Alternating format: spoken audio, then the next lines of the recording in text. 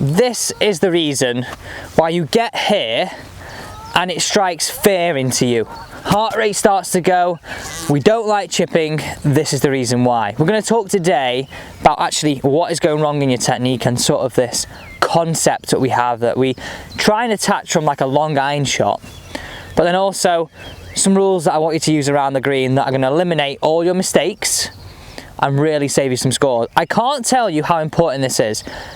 Think about it this way, if you got up and down one more time in a round for a par, and the other time saved you 2 points to the net bogey, unbelievable how much more confidence that is going to give you actually attacking in with a mid-iron.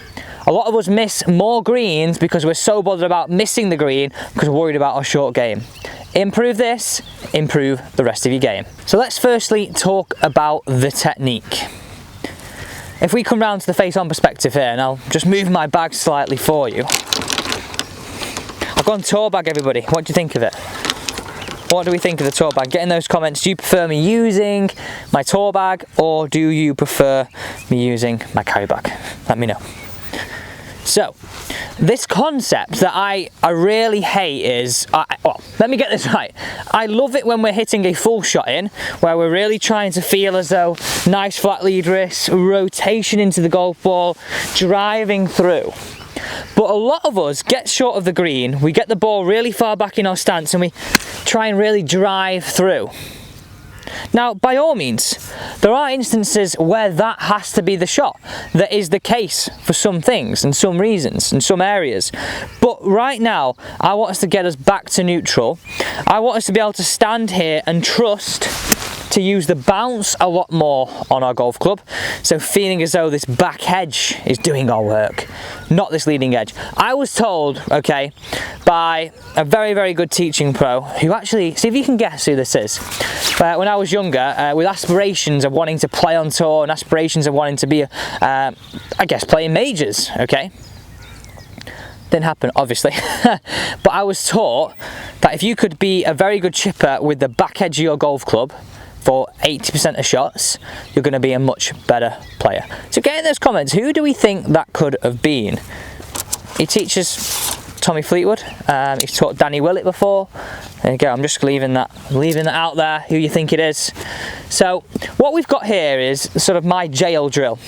Okay, so what I see for sort of most categories in this sort of driving aspect and really trying to drive this golf club when chipping is this sort of driving through onto this forward alignment stick. Okay, but also don't worry, if you're someone who stood here feeling like, oh well, I scoop it, you're someone who's going to be sort of attacking this back alignment stick. Okay, both of these jail drills help you come back to neutral if you are either ends of this spectrum. So place your golf ball directly in the middle, and I've roughly got, I'd say, just under 2 foot widths distance apart. So I want you to stand here and first you just make some practice swings, trying to feel as though the club bruises the ground and avoids both of the alignment sticks. So look at this now. I'm starting to brush this ground. I'm still hitting down on it. I'm not driving through it. So let me bring this alignment stick here. Let me show you this concept. Clean that club off for us. Here we go. Let me show you this concept. So with an iron, my fist being the golf ball, we want to feel as though we're coming in, taking the ball, working directly down into that. Okay, down into that ground. With an iron, with a wedge now, I want you to feel as though the back edge works, we work down into the ball, but this back edge hits the ground and we sort of down and up. Rather than driving down, okay, sometimes we need that. I want this more of a back edge doing the work. Back edge interacting, not leading edge. Okay, so this jail drill is fantastic for that. So let me hit 2 away, and I really want you to encourage you doing this. If you're watching this right now, you've had a terrible round today on short game, save this video, also download the PDF as well, that's attached down below. Join the Facebook group. You can not only see this PDF, but you can see the rest of them that have been on previous weeks here. So trying to just make a couple of practice swings. Can I contact the ground in the middle of the jail, not scoop, but also not drive too much down? That ball's just going to fire so far out and we're going to struggle to, 1, get it in the air, and 2, control our distance. So standing in there, feel as though we can get the away. Now look at the noise on that. Also look at the trajectory, a nice trajectory. But that flag is in a terribly hard position. So it's not driving out going low because this ball back and this driving concept would only give us that low one. And that's not suitable for most scenario. We like to get a little bit of air in our chips, or we like to be a little bit more passive. And I'm going to hit one more away here. And just look where I've hit these two balls compared to where I hit that one before.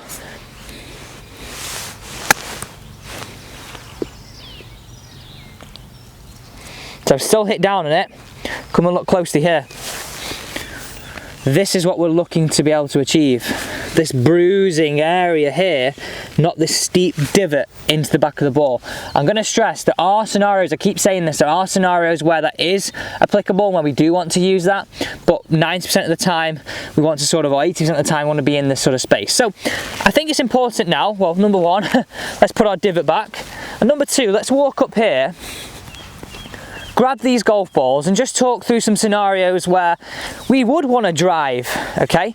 So think about this video as, right, I'm bringing myself back to neutral. If I've been a golfer who's been a bit scoopy or been a bit too drivey and I'm taking great big divots around the green, this is sorting you out.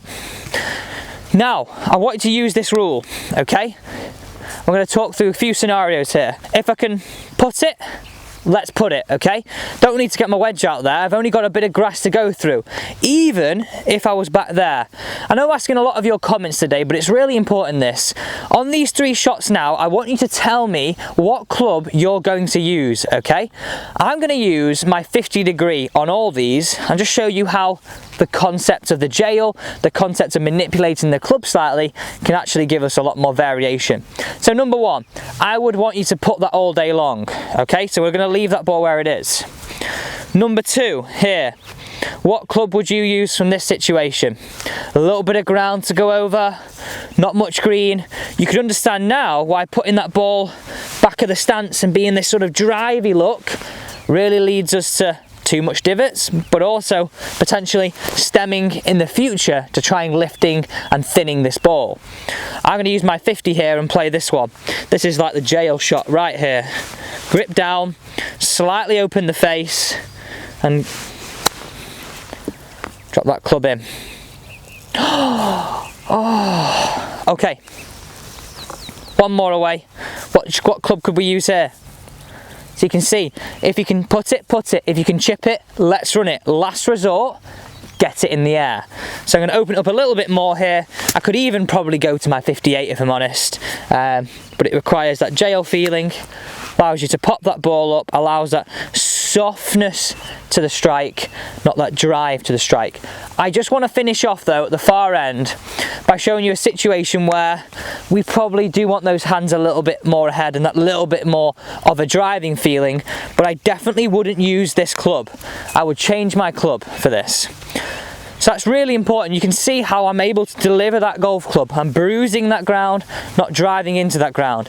If you are a golfer that puts the ball too far back and drives into the ball when chipping, as soon as you've got to get it in the air, you're going to thin it, you're going to fat it, and you leave yourself susceptible to terrible, terrible shots. Okay, one more ball to go away. Not telling you what club I've got. In this situation here, to the back flag, what club would we use? Now the only reason I wouldn't use putter is number one, we've got a bit of fringe to go through. That doesn't really bother me actually, but it's the distance from the start of the green to the flag. I'd have to pick that putter very, very hard, and it's going to be very, very hard to gauge. So ball a little bit back in the stance. It wants to feel a little bit more of a driving feeling, but by all means, I should still be able to stand into here and avoid both of those. I'm not driving, not digging down into the ground. So here we go.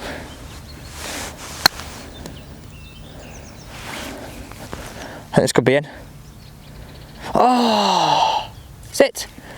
That is a terribly treacherous flag. So I really hope you enjoyed that video. The jail drill, stop driving, stop trying to scoop from that ball back in your stance, get used to using that back edge, become a good duffer of the golf ball using the back edge, not digging with the leading edge. I really hope you enjoyed the video. Don't forget to hit that big red subscribe button. We're here to help you really improve your golf. Have a fantastic rest of your weekend and see you tomorrow.